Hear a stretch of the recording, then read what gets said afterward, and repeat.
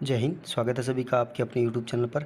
तो dear students, इस video में हम बात करने वाले हैं कक्षा 10 के विज्ञान। जी हाँ, विज्ञान का अध्याय नंबर 1 चैप्टर नंबर 1 रासायनिक अभिक्रियाएं एवं समीकरण। इससे आने वाले MCQ type, very important MCQ type और वेरी शॉर्ट आंसर टाइप प्रश्नों की हलों के सहित, जी हाँ उनके उत्तरों के सहित। तो चलिए फिर शुरू करते हैं आज के अपने इस वीडियो को। सबसे पहला देखिए, हम पहले बात करेंगे वो विकल्पीय प्रश्न यानी एमसीक्यू टाइप के क्वेश्चनों की।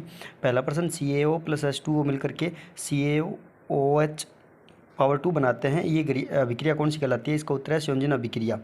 दूसरा प्रश्न देखिए, दूसरा प्रश्न कह रहा है तनु दानेदार जिंक पर तनु HCl डालने से कौन सी गैस उत्पन्न होती है? सही आंसर जो है वो है हाइड्रोजन गैस। जी हाँ। नंबर 3, साग सब्जियों का विघटित होकर कंपोस्ट बनाना कैसी अभिक्रिया है? इसका आंसर जो है वो है ऊष्माक्षेपी अभिक्रिया। प्रश्न नंबर 4 की बात करें तो CuSO4 प्लस जिंक बना करके जिंक सल्फेट और कॉपर छोड़ते हैं, इस अभिक्रिया को कौन सी अभिक्रिया बोलते हैं? इसे बोलते हैं विस्थापन अभिक्रिया। और फिर पूछा अपघटन अभिक्रिया का सही उदाहरण जो है वो कौन सा है? वो है कैल्शियम कार्बोनेट वाला। इसके बाद हम बात करते हैं छठे की। तो छठे कह रहा है Ca6H12O6 प्लस 6O2 को और प्लस 6H2O को मिलाने से जो बनती है और प्लस ऊर्जा निकलती है, इस अभिक्रिया का विशेष नाम कौन सा है? इस अभिक्रिया को बोलते हैं श्वसन अभिक्रिया। नम वायु में तांबे की भारी सतह पर किस रंग की परत चढ़ जाती है? सही आंसर जो है वो है हरे रंग की। कैल्शियम ऑक्साइड जल के साथ तीव्र अभिक्रिया करके बुझा हुआ चूना बनाता है, इस अभिक्रिया का अभिक्रियाओं को किस प्रकार से किया जा सकता है? जी हाँ, अभिक्रिया का वर्गीकरण अभिक्रियाओं को किस प्रकार से किया जाता है? इसका सही आंसर जो है वो है संयोजन अभिक्रिया, ऊष्माक्षेपी, ऊष्माशोषी या अपघटन। सही आंसर जो है वो कौन सा है? इसका सही आंसर जो है वो है और वो ब संयोजन और ऊष्माक्षेपी अभिक्रिया। आगे वाले बार प्रश्न की बात करें तो लंबे समय तक तेलीय तथा वसायुक्त खाद्य सामग्रियों को सुरक्षित रखने के लिए निम्न में से कौन सी गैस का उपयोग किया जाता है? सही ऑप्शन जो है वो नाइट्रोजन गैस का। सोडियम सल्फेट तथा बेरियम क्लोराइड की रासायनिक अभिक्रिया के दौरान श्वेत रंग के अवशेष का निर्माण होता है, वो क्या होता है? वो होता है बेरियम सल्फेट। प्रश्न नंबर 11 की बात करें तो मैग्नीशियम ऑक्साइड और हाइड्रोक्लोराइड बना करके मैग्नीशियम क्लोराइड बनाते हैं और दो अणु जल के निकलते हैं और क्लोरीन वापस निकलता है। उपयुक्त रासायनिक अभिक्रिया के उपचयित पदार्थों को पहचानिए। इसमें उपचयन किसका हुआ है? तो इसका उपचयन हुआ है HCl का। संगमरमर का रासायनिक सूत्र CaCO3, सी ऑप्शन सही हो जाएगा। बुझे हुए चूने को विलयन का उपयोग सफेदी करने के लिए किया जाता है और यह वायु में उपस्थित गैस से कौन सी क्रिया करता है जिससे दीवारों जो है वो चमक जाती है? वो है CO2 गैस। आगे वाले प्रश्न की बात करें, प्रश्न नंबर 14 की। तो इस अभिक्रिया में धूसर रंग का पदार्थ कौन सा होता है? इस अभिक्रिया में Ag धूसर रंग का पदार्थ होता है। नम वायु के संपर्क में आने से चांदी पर काले रंग की परत चढ़ जाती है, यह प्रक्रिया कौन सी प्रक्रिया कहलाती है? वह है संक्षारण प्रक्रिया कहलाती है।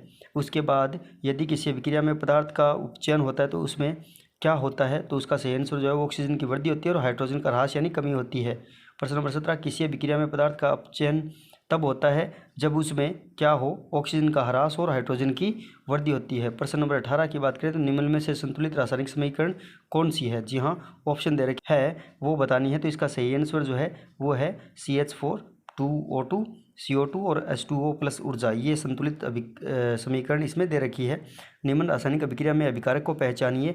अभिकारक जो है वो इसमें कौन सा है वो बताना है। तो इसका ऑप्शन जो है वो है ऑप्शन द ए और ब। जी हाँ, मैग्नीशियम और ऑक्साइड दोनों इसमें अभिकारक है। प्रश्न नंबर 20 की बात करें तो प्रश्न नंबर 20 देखिए, निम्न में से रासायनिक अभिक्रिया में उत्पाद कौन सा है? इसका सही आंसर जो है उत्पाद जो है वो है CaO2।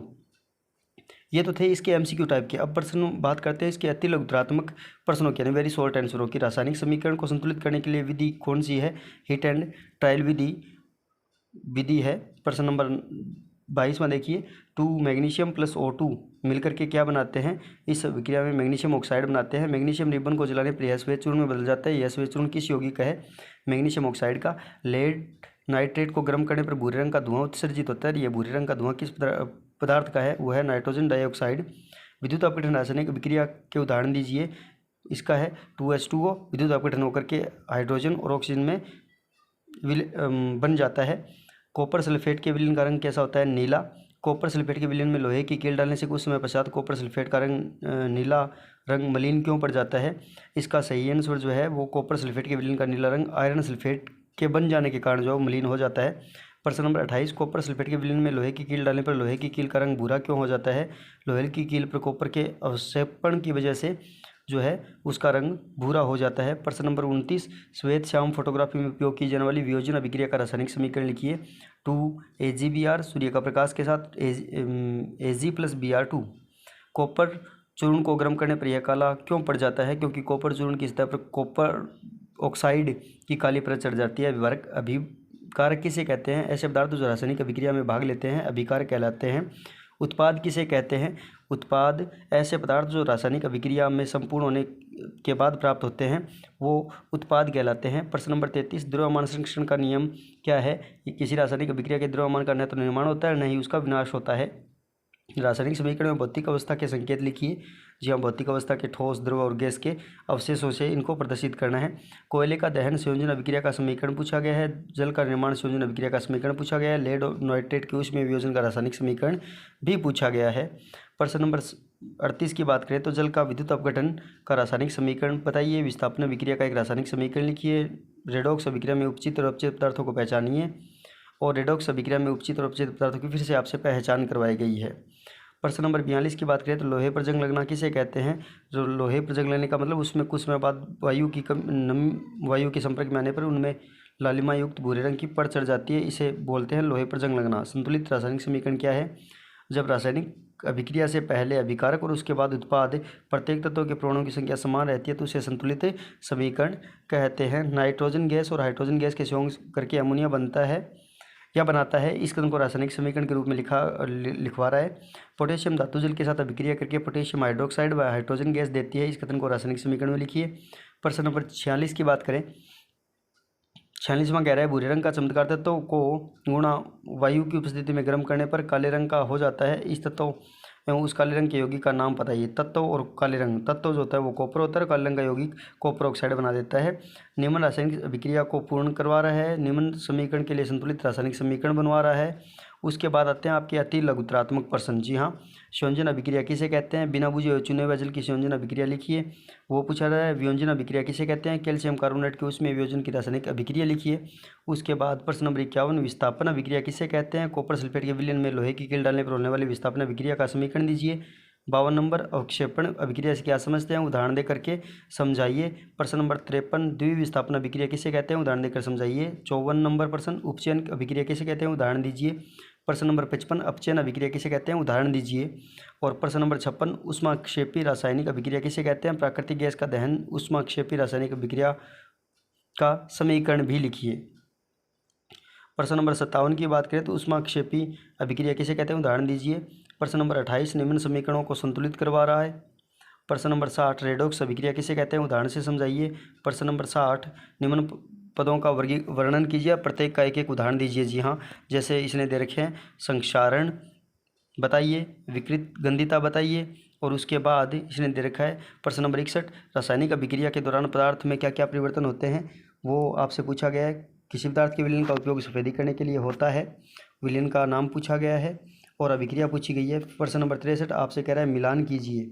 प्रश्न नंबर 64 की बात करते हैं तो प्रश्न नंबर 64 इसमें है नहीं।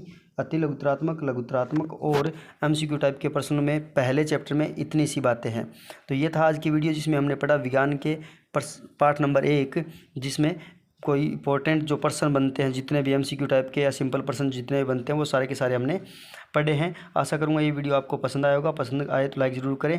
चैनल अगर आपने सब्सक्राइब नहीं किया हुआ तो प्लीज़ चैनल का भी सब्सक्रिप्शन ले लें। इसके बाद हम प्रश्न का पार्ट नंबर 1 वैसे ही अध्याय नंबर 2 के अंदर भी आपके MCQ टाइप के वेरी शॉर्ट आंसर यानी अति लघुतरात्मक और लघुतरात्मक प्रश्न जो इंपॉर्टेंट प्रश्न है उन सब की भी बात करेंगे। इस चैनल पर लाइव आपको ये प्रश्न जो है वो देखने को मिल जाएंगे। मिलूंगा फिर आपसे नेक्स्ट वीडियो में। इसके अलावा इस चैनल पर आपको हिंदी से रिलेटेड और अंग्रेजी के भी आपको इंपॉर्टेंट प्रश्न और उसके साथ साथ मैथ्स के भी आपको इंपॉर्टेंट और पीछे के 10 सालों में आए हुए प्रश्न आपको चैनल पर देखने को मिलेंगे। अगर आपको इस पार्ट अध्याय नंबर 1 की PDF चाहिए तो आप हमारे टेलीग्राम लिंक पर ज्वाइन हो सकते हैं, जहां पे आपको इसकी PDF जो है वो उपलब्ध करवा दी जाएगी। आशा करूँगा वीडियो पसंद आया होगा। मिलूंगा नेक्स्ट वीडियो में, तब तक के लिए जय हिंद, जय भारत।